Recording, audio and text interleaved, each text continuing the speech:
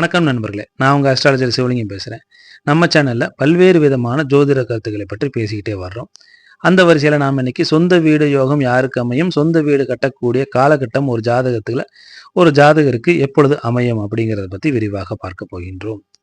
நம்ம சேனலுக்கு முதல் முறையாக வந்திருந்தீங்கன்னா சப்ஸ்கிரைப் பண்ணிவிட்டு நம்ம சேனலில் பார்த்தீங்கன்னா அது எங்களுக்கு தரக்கூடிய ஒரு வெகுமதியாக இருக்கும். சப்ஸ்கிரைப் பண்ணாமல் பார்க்கக்கூடிய அளவு பார்த்தீங்கன்னா பெர்சன்டேஜ் பார்த்தீங்கன்னா 80% பேர் நம்ம சேனலில் சப்ஸ்கிரைப் பண்ணாமல் பார்க்குறீங்க. ஆக சப்ஸ்கிரைப் பண்ணிட்டு பார்த்தீங்கன்னா அது எங்களுக்கு ஒரு வெகுமதியாக அமையும். சரி, வாங்க வீடியோக்குள்ளே போகலாம். உண்ண உணவு, இருக்க வீடு, உடுக்க உடை, இது மூன்றுமே மனிதனின் அத்தியாவசியமான தேவைகள் ஆகும். குறிப்பாக ஆண்களை விட பெண்களுக்கு சொந்த வீடு கனவு அதிகமாக இருக்கும். ஆண்களுக்கு சொந்த வீடு என்பது ஒரு life time achievement, social recognition. ஆனா பெண்களுக்கு அது ஒரு சோசியல் செக்யூரிட்டி, ஆத்மார்த்தமான ஒரு பிணைப்பு. அதனால தான் பெண்கள் சொந்த வீடு கட்டி குடி போகும் பொழுது ஒரு ஆத்ம திருப்தியின் காரணமாகத்தான் அவங்க வெயிட் போடுறாங்க, அதாவது உடல் பருமன் அடைகிறாங்க. ஆனா ஆணோ பெண்ணோ யாராக இருந்தாலும் சொந்த வீடு என்பது லைஃப் டைம் செட்டில்மெண்ட் ஆகும். ஆனா இந்த சந்தோஷமும் பூரிப்பும் எல்லாருக்கும் கிடைக்குதான்னு பார்த்தா அதுதான் இல்லை. சிலர் பெரிய பங்களா வீடு கட்டி வாழ்வதும், சிலர் கடைசி வரை வாடகை வீட்டிலே வாழ்வதும், சிலர் கடன் வாங்கி வீட்டை கட்டி பின்னாடி ஹவுசிங் லோன் அடைக்க முடியாமல் பெரும் பாடுபடுவதும், அதிலும் சிலருக்கு கடனிலேயே வீடு பறிபோவதும், சிலர் அஸ்திவாரம் வரை வீடை கட்டிவிட்டு அதற்கு மேல் கட்ட முடியாமல் அல்லல் படுவதும், சிலர் அடுத்தவர்களின் வீட்டில் குடிபுகுந்து நல்ல சந்தோஷமாக என்ஜாய் பண்ணுவதும், சிலர் தான் ஆசையாக கட்டிய வீட்டை ஏதோ ஒரு காரணத்தினால அதுல வாழ முடியாமல் வாடகை வீட்டில் வாழ்வதும் அவரவர் ஜாதகங்களில் அமைந்த கிரக நிலையிலே காரணமாகும்.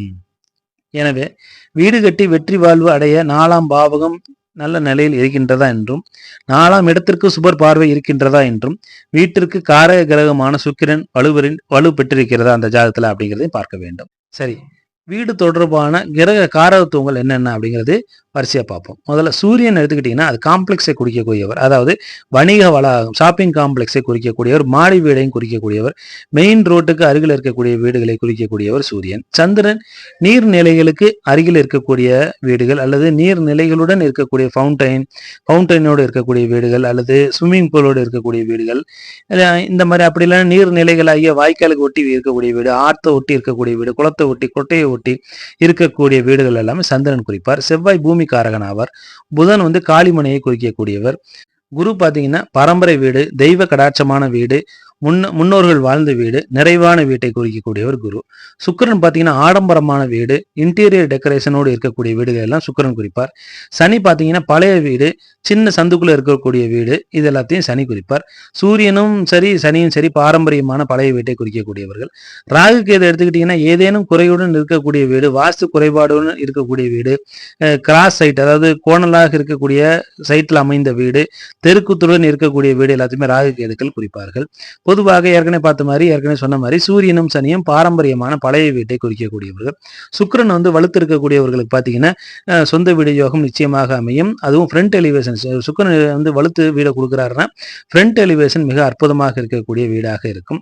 பொதுவாக சூரியனும் சுக்கிரன் அல்லது சூரியனும் குருவும் இணைந்திருக்கும் பொழுது வீடு யோகம் கிடைக்குதுன்னா அந்த வீட்டின் மூலமாக வருமானத்தையும் ஏற்படுத்தி கொடுக்கக்கூடிய வாய்ப்புகள் ஜாதகருக்கு கிடைக்கும்.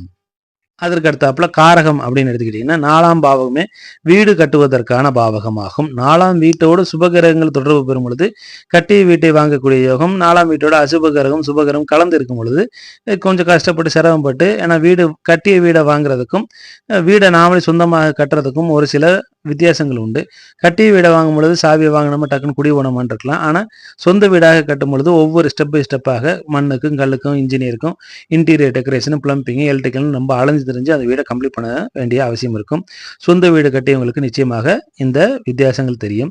ஆக சுப கிரகங்கள் தொடர்பு கொள்ளும் பொழுது கட்டிய வீடை வாங்கி கொஞ்சம் சிரமப்படாமல் வீட்டுக்குள்ள போக மாதிரி யோகத்திலையும், சுபகிரகம் அசுபகிரகம் தொடர்பு பெற்றிருக்கும் பொழுது தானே சிரமப்பட்டு வீடை சொந்தமாக வீடு கட்டக்கூடிய நிலைமையும் உண்டாகும். 11ஆம் பாவகம் என்பது எண்ணம் பூர்த்தியாகக்கூடிய பாவகமாகும். 4ஆம் பாவமும் 11ஆம் பாவமும் தொடர்பு பெறும் பொழுதுதான் சொந்த வீடு அமையும் யோகம் ஏற்படும். எப்போது வீடு அமையும் அப்படின்னு பார்த்தீங்கன்னா, ஒரு ஜாதகருக்கு அவருடைய லைஃப் டைம்ல எப்பொழுது வீடு அமையும் அப்படின்னு பார்த்தீங்கன்னா, 4ஆம் வீட்டு அதிபதி வலு குன்றாமல் இருந்து தசா நடத்தும் காலத்துல நிச்சயமாக சொந்த வீடு அமையும். அல்லது 4ஆம் வீட்டில் உள்ள கிரகங்கள் தசாபுத்தி நடத்தக்கூடிய காலத்திலையும் சொந்த வீடு அமையும். 4ஆம் பாவகத்தை கோச்சார குரு தொடர்பு பெறக்கூடிய காலத்துல சொந்த வீடு அமையும். அந்த டயத்துல நம்ம சொந்த வீட்டு வேலைக்கான காரியங்களை தொடங்கும் பொழுது காரியங்கள் எளிதாக நடக்கும்.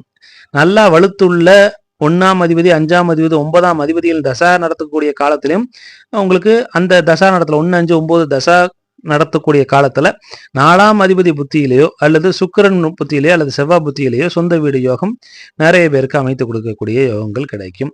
ஆனா என்னதான் இருந்தாலும் சொந்த வீட்டுல சுகமுடன் வாழ்வதற்கு 9ஆம் வீடு மிக மிக முக்கியமான பாவகம் ஆகும்.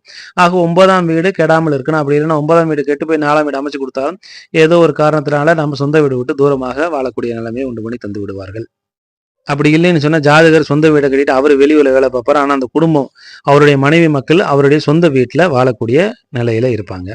அதுக்கு அடுத்தாப்புல கோச்சார குரு 4ஆம் வீட்டோடு தொடர்பு பெறக்கூடிய காலகட்டத்திலோ அல்லது 4ஆம் அதிபதியை தொடர்பு பெறக்கூடிய காலகட்டத்திலோ சொந்த வீடு கட்ட வேண்டும் என்ற எண்ணம் அந்த ஜாதகருக்கு மேலோங்கும்.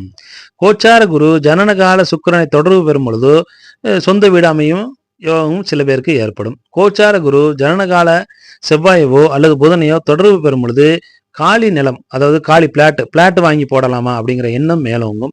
நமக்காகவோ அல்லது ஃபியூச்சர் குழந்தைகளுக்காகவோ ஃபியூச்சர் யூஸுக்காகவோ நாம் ஒரு காலி பிளாட்டை வாங்கி போடலாமா அப்படிங்கிற எண்ணம் எப்பொழுது ஏற்படும்னா செவ்வாயோ புதனையோ ஜனனகால குரு தொடர்பு பெறும் பொழுது அந்த ஜாதகருக்கு ஏற்படும். ஆனா அது நிறைவேறுமா இல்லையாங்கிறது 11ஆம் பாவகத்தையும் நடந்துகிட்டு இருக்கக்கூடிய தசாபுத்தி அமைப்பை பொறுத்து தான்.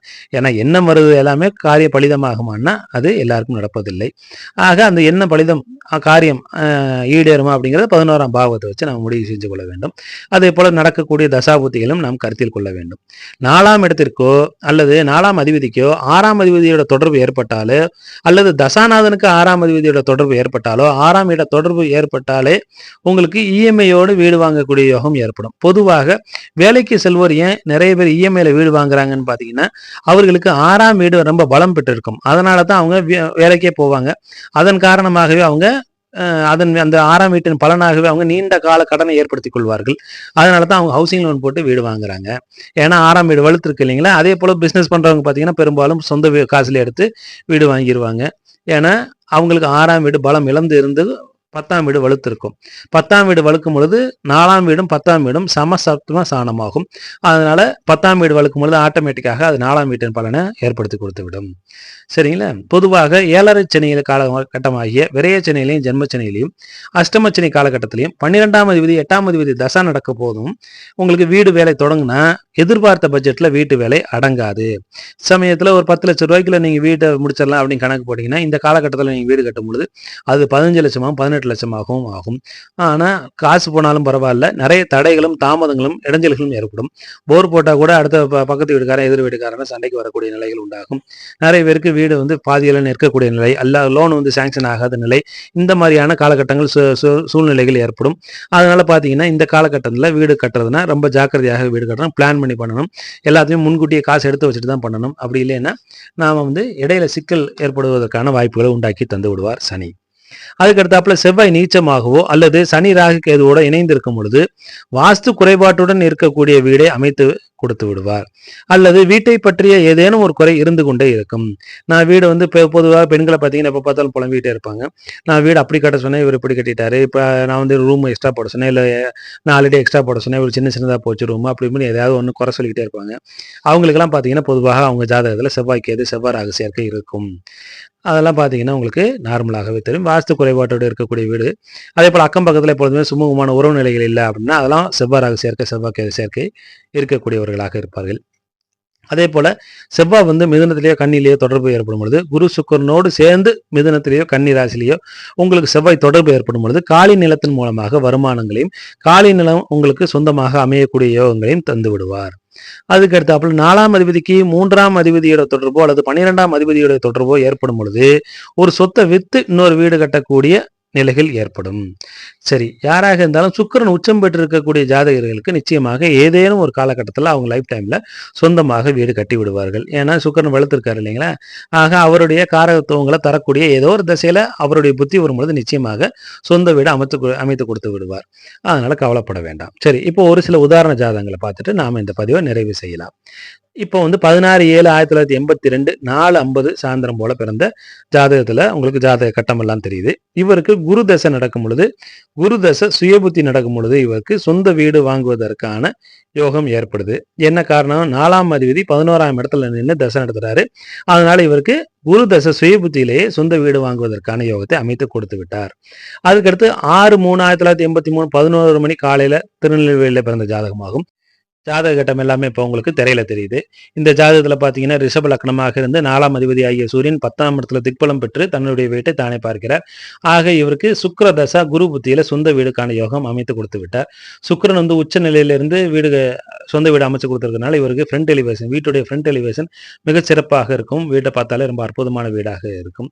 இங்கே சுக்கிரனுக்கு 6ஆம் இடத்தோடு தொடர்பு ஏற்படுவதால இவர் பேங்க்ல லோன் போட்டு நிரந்தர வேலை பார்க்கக்கூடிய ஜாதகர் இவர். அதனால இஎம்ஐல தான் லோன் போட்டு இவர் சொந்த வீடு வாங்கியிருக்கார். இங்க உங்களுக்கு சுக்கிரன் தசாநாதன் ஆகிய சுக்கிரனுக்கும் 11ஆம் இடத்து அதிபதி ஆகிய குரு பார்வை பெற்றிருக்காரு. 11ஆம் இடத்தையே குருவை பார்க்கறதுனால அவர் 4-11 தொடர்பு ஏற்படுவதால சொந்த வீடு கட்டக்கூடிய யோகங்கள் சுக்கிர தசை குரு புத்தியில ஜாதகருக்கு அமைந்து விட்டது. அதுக்கடுத்து 2/10/1981 6:25 காலையில பிறந்த ஜாதகம். லக்னம் உங்களுக்கு கன்னி லக்னமாக இருந்து மற்ற கிரக நிலைகள் எல்லாம் உங்களுக்கு திரையில இப்ப தெரியுது. இப்ப 4ஆம் இடத்து அதிபதி ஆகிய குரு லக்னத்திலேயே திக்பலம் பெற்றிருக்கக்கூடிய நல்ல ஜாதகம். அதனால சொந்த வீடு நிச்சயமாக கிடைக்கும்னு நம்ம பார்த்தோன்னே சொல்லிடலாம். சுக்கிரனும் ஆட்சி பெற்றிருக்கக்கூடிய நிலையில இருக்கார். நல்ல யோகமான அமைப்பு. ஆக இவருக்கு பாத்தீங்கன்னா புதன் தசை சுய புத்தியில வீடு கட்டக்கூடிய அமைப்புகள் ஜாதகருக்கு கிடைக்குது. சுக்கிரன் ஆட்சி நிலையில இருக்கிறதுனால சுக்கிரனுமே பாத்தீங்கன்னா தசநாதனாகிய புதனும் பாத்தீங்கன்னா ஆட்சி பெற்றிருக்கக்கூடிய சுக்கிரனோட தொடர்புல இருக்கனால அதிகமான இன்டீரியர் டெக்கரேஷனோடு கூடிய வீடு ஜாதகருக்கு கிடைத்தது. ஜாதகருக்குமே அதுல இன்டீரியர் டெக்கரேஷன்ல நிறைய ஆர்வங்கள் இருந்தது, ஈடுபாடு இருந்தது. அதனால சிறப்பான வீடு கிடைக்கக்கூடிய யோகங்கள் கிடைத்தது. ஆக இங்க பாத்தீங்கன்னா உங்களுக்கு புதன் தசநாதனாகிய புதனுக்கு சுக்கிரன் வீட்டுக்காரராகிய சுக்கிரனுடைய தொடர்பும் 11ஆம் அதிபதியாகிய சந்திரனுடைய தொடர்பும் ஏற்படுவதால வீடு யோகங்கள் கிடைத்தது. இந்த புதன் பாத்தீங்கன்னா உங்களுக்கு சுய புத்தியிலேயே அவருக்கு வீடு கட்டக்கூடிய யோகத்தை தந்து விட்டார்.